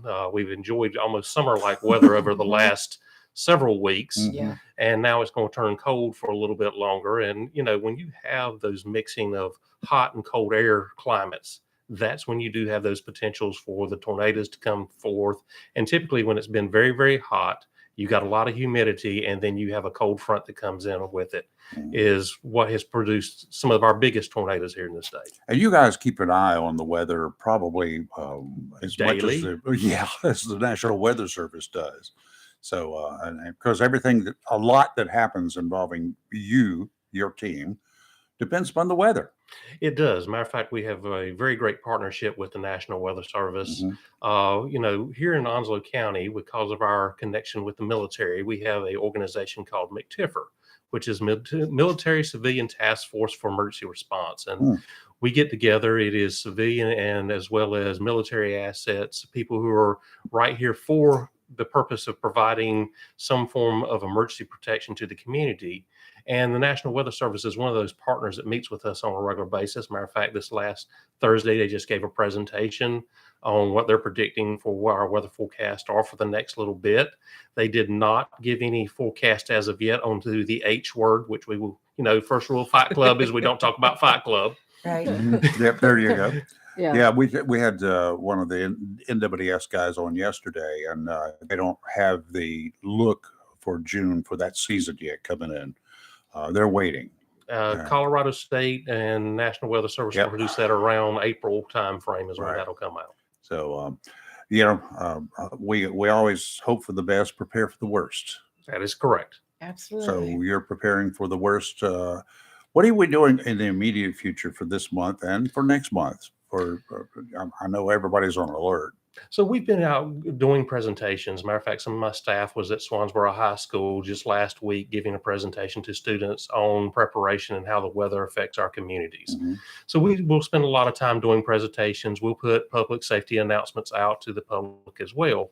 And that's just talking to people coming in and out of the area about what the preparations are. We have a very transient population community here.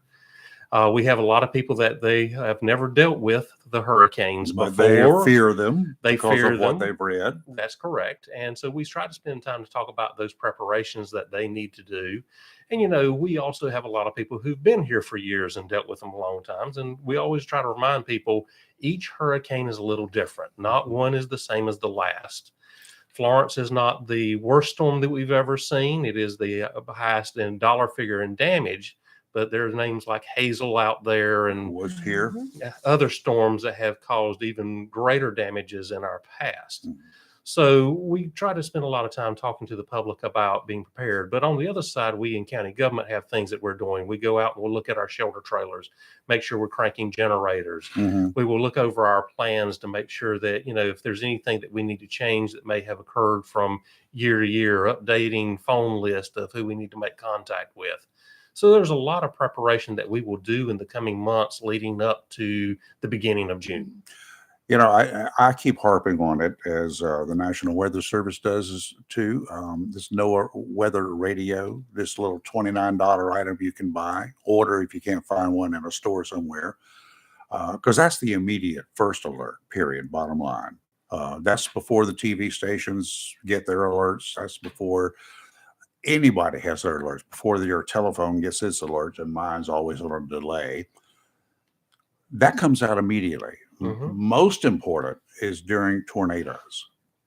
Well, the other thing, because that happens without notice. It does. And some of the last, if I go back to one of the last major tornadoes that affected us here, let's go back to 2011, April 16th, 2011. We had tornadoes that came here and right down the road on Piney Green Road. Right through Montclair. And we were, I believe, 5 minutes away for the tornado alert to, because we already had a tornado warning in effect. Right.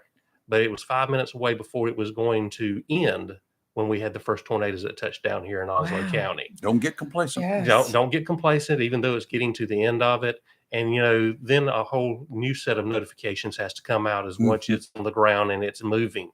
So we always say, be very careful. Tornadoes, we don't have the warnings to them that we do with the hurricanes. We can see a hurricane a week away.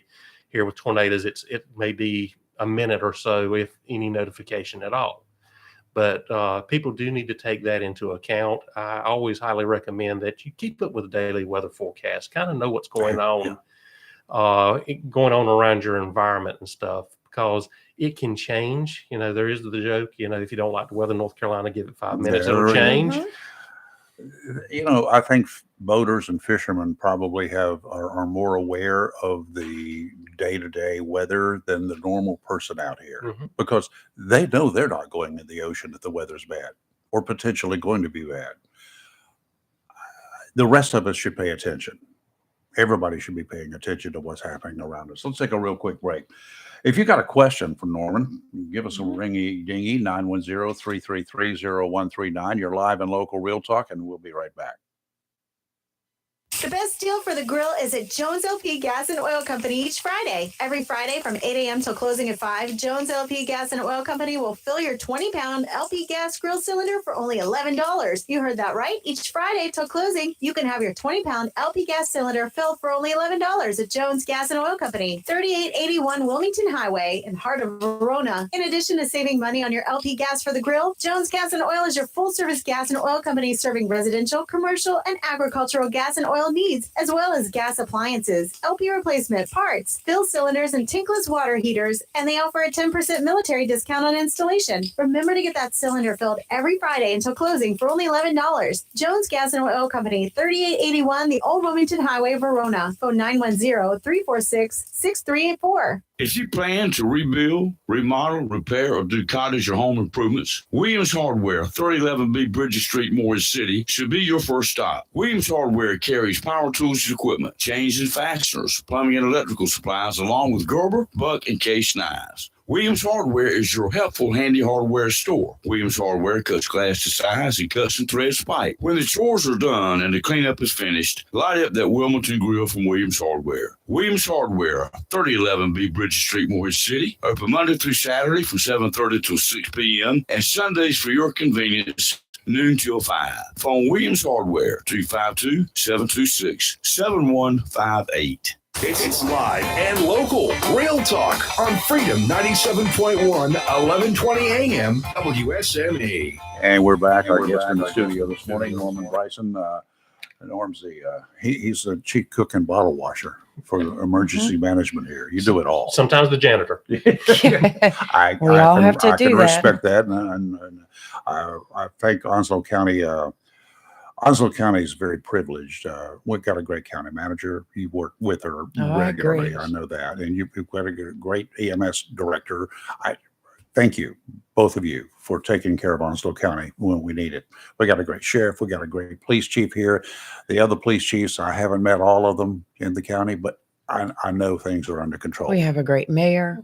Yeah. I know.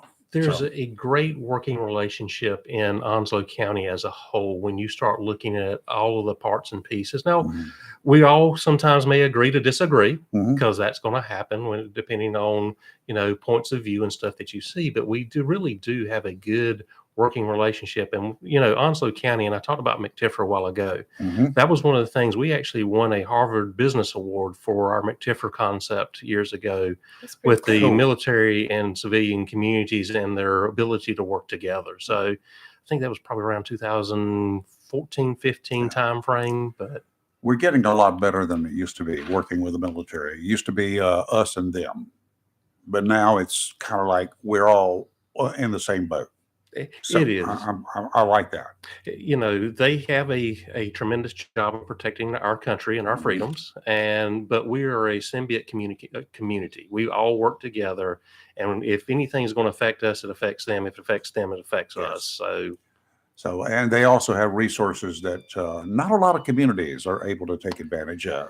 One of the things I'm very proud of during Hurricane Florence is we actually had amphibious Amtrak rolling down Piney Green Road doing rescues during the floodings, and that doesn't happen in most of our communities. Nowhere else. This was good. I was glad to hear about it when I got back. So it was wonderful. Now at the Emergency Operations Center, you guys are self-contained. We are. We have a building that we actually got some improvements that are on the way that our Boulder County commissioners have approved. I love it. But, we have a building that is rated to a Cat 4 wind rating. We have generators and ability to be able to run the building for weeks on end if we have no power. We even have a well site on if our water is contaminated. So we do have a lot of self-sufficiencies there in our operations. Now, mind you, like Florence, I felt like we were in a submarine for a while, and it was about 10 days before we came up. 30 inches of water in one storm is just not going to happen again, hopefully, ever. Well, you say that. However, I've read in some of our history books that at one point in time, our highest rain totals from a storm was 56 inches of rain. Really? So, and this is a hurricane that was an unnamed storm, and it was from 1935. I don't remember exactly. There was one unnamed storm. I think it was 35. That really was a real bear. Way before my time. And there was a river gauge checked, a water gauge checked over around the White Oak that indicated 56 inches of rain. My Lord. Yikes. That's a lot of water. I don't know what you do. It's probably still draining. Right? It's in the aquifers today, and we're drinking it now. Probably. Communications. This Emergency Operations Center, you count on communications. Oh, absolutely. Communications is one of our biggest pieces. We actually put in our own 800 megahertz radio system back in 2012 for our communications. Before that, we were a mixed band of 800 megahertz and VHF, and we had poor signal communications in buildings. And I am thankful for the radio system that we have today. I have been to other communities when they would be doing active shooter drills, and because of their systems not even have any communications in the building. And we actually have those in our schools today. If there was any type of situation, we've put repeaters in some of our schools. We've put them in Naval Hospital, anywhere we needed to put those repeaters and be able to have a radio system that we can communicate. It's not 100%, but it's much better than we were and a lot better than some of our other partner agencies. Yeah. And shelters. You've got a bunch of shelters now. And all the new schools that are being built are rated much higher than they were in the past. The last two schools they built were built to Category 4 wind rating in the main central portions of these schools, and they were placed generators onto those buildings. And there's a couple of reasons for that. One, with the generators on the building, it would keep the HVAC systems working. So if they're used as shelters, it keeps people comfortable, and it keeps people who may be on CPAP or oxygen devices being able to still operate. But you also have the ability of not having to worry about decontaminating from mold and mildew of that school after, because the HVAC system is running, and you're not losing any food that may be stored in those coolers because they got too hot. Because I don't even remember how much food was thrown away after Florence, but it was hundreds of thousands of dollars that we can now protect and have that to be able to provide to the communities if we need to do larger feedings after the storm. That's good, because I know that a lot of mold and mildew did accumulate in those buildings that were not protected during Florence, and it's a shame. It is. And, I've talked with a lot of our partner communities around the New Hanovers and other, and they're not quite taking the stance that we are. We've also got a couple grants out there that we're trying to work with to get generators on a few other schools as well. Awesome. So, but, there's a lot of other communities, they're still trying to wonder what they're going to do with their populations in a massive windstorm. Now, we've not had a major windstorm since Fran in 96. Yes. That was the last Cat 3. Everything else has been less than that and major rain events. So again, it talks about those personalities of storms. Yeah. Well, major wind events will be horrendous no matter what it is. No doubt about it. And there will be a significant loss of power. Correct. Because tree limbs fall. So that's one of the things. Massive rain events, trees fall over because the ground is so saturated. Hopefully we don't have to go through that again. I got a shout out to my friends, the Onslow Amateur Radio Club. Yes. They train for these emergencies, and they're able to provide communications in your shelters. That is correct. And not only in the shelters, but our EOC as well. Right. They have a spot there with us, and we've got some recent agreements. We're working with them and trying to work with them on some repeaters, getting onto some of our radio towers, going back to that communications you talked about a while ago. So again, I've often told people, when you're in the field of emergency management 101 is the partnerships you build and the relationships you build with other individuals. Yeah. So the club does appreciate you making space, and we got a station set up over there. So that's wonderful to be able to operate the repeaters from such a tall tower. Yes. So, and that can be reached in multiple counties, because I can talk to them from Wilmington. We have even tested at one point in time of sending data packages all the way to Raleigh across the amateur radio system. So it works. I get that. They got all that stuff available to them.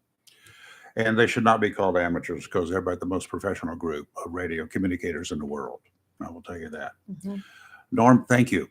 Yes, thank you. I appreciate being in here, and anytime y'all need anything, please let us know. I will do that, but it won't be by text. And I'm sharing their Facebook page right now with our page, so people can take a look at it. They need to like it and follow it, because it gives you continuous updates what's going on with the emergency services in the county, Surrey County. And today's 9:30 is the tornado drill, correct? That is correct. So some people may get alerts on their phone. That's right? correct. Okay. You may get alerts on your phone. The NOAA weather radios that we were talking about earlier you will get information across those. The school systems will be operating in that. So how about a code red? Code red, I'm not 100% sure, but there may be some information coming across that as well. Good. But this is preparation time. Correct. And before we leave, I do want to remind people, take the time, make sure you have a plan in place. If you're not familiar with Onslow County, you're new to the area because you're military or moving here with job or business, take a time to kind of get familiar, go to our website, gather some information. There may be other links to items like FEMA.org or ncready.org, so that you can look at what do you need to have in place before the storm. And it's not just about hurricanes. It's tornadoes. Sometimes we will get ice storms here. Very, very rarely is it snow, but it's mainly ice. Yeah. So, And an ice storm is much more dangerous than Heck all the yeah. snow out there because That's power right. I lines agree come with that. tumbling down. That's correct. Limbs break off from trees, And the roads are bad. and the roads are bad. So anyway, Norman Bryson, thank you, Thank sir. you. Thank y'all. Always a Appreciate pleasure. it. Yeah. Always. You're live at Local Real Talk, Freedom 97.1, 1120 AM, WSME. We'll be right back with closing comments. All Pet Protection and Warranty is the only carpet protection and warranty for all pets, all accidents, all the time. Because your pets are family members too. No matter how you live, we've got you covered. Soft, luxurious, smart strand, forever clean carpet. Gorgeous, durable, solid tech, luxury vinyl tile. Mohawk has the ultimate floor for every room in your home. It's suitable for all pets. For details, contact Watkins Floor Covering online at watkinsnewfloor.com. Watkins Floor Covering, thanking you for voting them the best of the best for 2022 in the flooring, covering, and carpet cleaning category. Watkins Floor Covering. They're more than just floors. It's custom showers, custom tubs, carpet cleaning, backsplashes, bathrooms, commercial, retail, and home flooring too. Watkins Floor Covering. Family owned and operated since 1997 with locations in Jacksonville and Surf City. Watkins Floor Covering. You stand on it, we stand behind it. For 40 years now, people throughout Jacksonville and Onslow County have trusted Barnes Diamond Gallery for all their jewelry needs for every special occasion. They understand that every day is a special event for someone, whether celebrating a wedding, anniversary, birthday, engagement, or graduation. Let Barnes Diamond Gallery custom design something for you. Barnes Diamond Gallery does on-site repair in addition to their quality and selection of diamonds, diamond fashion bands, pendants, watches, earrings, gemstone rings, and necklaces for anyone for any occasion. Major credit cards accepted. Layaway available. Barnes Diamond Gallery offers appraisals and pay top market prices for gold and silver. Barnes Diamond Gallery, 461 Western Boulevard, Suite 120, Jacksonville, open 9:30 to 5:30, Monday through Friday. Welcome to Lane & Associates Family Dentistry, where we love to make you smile. Now proud to be working with Doctors Kim and Tommy Morgan, formerly Morgan Family Dentistry. The Jacksonville and Richlands Morgan offices of Lane & Associates Family Dentistry blends the latest technology with personal care and attention, so you have an amazing dental experience. The offices of Lane & Associates welcome all ages and accepts all major insurances, including military. Lane & Associates Family Dentistry has been serving the state of North Carolina for over 40 years, with 2 locations in Jacksonville, Richlands, and Maysville. Call for an appointment today at 877-LANE-DDS or online at lanedds.com. Welcome to Lane & Associates Family Dentistry. Humphrey Heating and Air Conditioning, your trusted local carrier indoor weather team, serving all of your heating and air conditioning needs since 1967. Now offers residential and commercial duct and dryer vent cleaning, and now offers expert residential and commercial plumbing service. In case of a power outage due to a storm or for any other reason, be prepared with a Generac generator for your home or business. Humphrey Heating and Air Conditioning has Generac generators in stock, ready to install today. Remember, better breathing comes with cleaner air. Let Humphrey Heating and Air Conditioning improve the air quality in your home or business with professional air duct cleaning. As always, Humphrey Heating and Air Conditioning is available 24/7 for all your heating, cooling, and plumbing emergency needs. Turn to the carrier experts, Humphrey Heating and Air Conditioning, with locations in Jacksonville and Hampstead. Visit online, humphreyheating.com. And follow us on Facebook and Instagram. Humphrey Heating and Air Conditioning since 1967. Relax. We're on the way.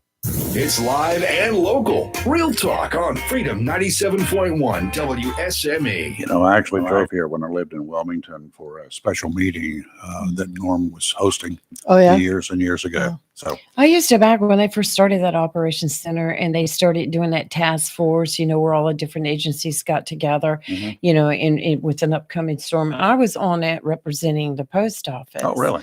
So it was a lot of good information. Very interesting. All right. Have you calmed down now? I'm better. Good. No, I'm Not still 100%, but I'm definitely better. I'm gonna need another Yeah. bottle of wine after last night. I was just like, and my friend that was over, you know, I told him, come on over. We have to watch this together. He paced and he yelled and he paced and he yelled. That's not the way it's supposed to be done. You're supposed to make the motion. You're supposed to da da da da da da da. You know, you should know better. I was Well, like, he's not calm down. wrong. He's not No, wrong. he was right. He He's was not right because wrong. he's been involved in, Mhm. you know, stuff. So talking about the school board again last night. Yes, So anyway, yes. I had to calm him down, and I was already hyper. you guys just go out and take a chill pill today. Take 10 deep breaths. Walk Well, around the block. Then go hit somebody. I that just richly know. deserves it. I just know it's going to be better. Oh, it's going to be next better. month. It's going to be much better. I think much it will more, be. as Rayford would say. Much more better, as Much Rayford more says. better. As Rayford It's, says, yeah. It's got to get there.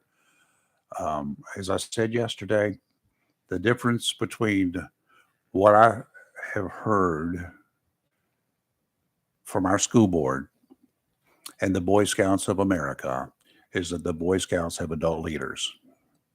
I'm concerned that we don't have adult leaders in so many occasions right now at the Board of Education. I think they're working on it, though. I think they're working on making some changes. Well, yeah. I My really opinion, but I do think that. We will only hope that they can get it done. Yes. Because Yes. the kids are 25,000 of them in this county. They're the ones suffering through all this. And they do not need this lack of representation. Mm-mm. They're there for the kids. They're not there for you or me. No. They're there for the kids. Mm-hmm. And they have ignored that. Well, there also should be there for the staff who doesn't Well, feel. same That's thing, right. Yeah. And the parents. And yeah. It's very obvious to me we have a lot of issues in the county I schools. think it's going to get Students, addressed. I mean, faculty. It's got to we be need to addressed. concentrate on that. If it doesn't get addressed, then we, the people, going to have to take over.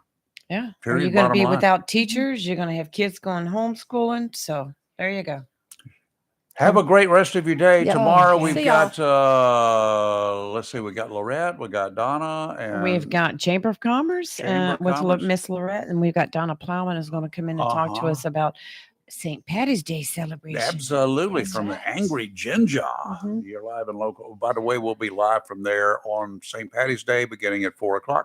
Just I got should the be word there by then. yesterday. Okay. I'll be Alrighty there. then. You're live and local, Real Talk Freedom 97.1, 1120 a.m. WSME. Have a great rest of your day, and please dress warmly.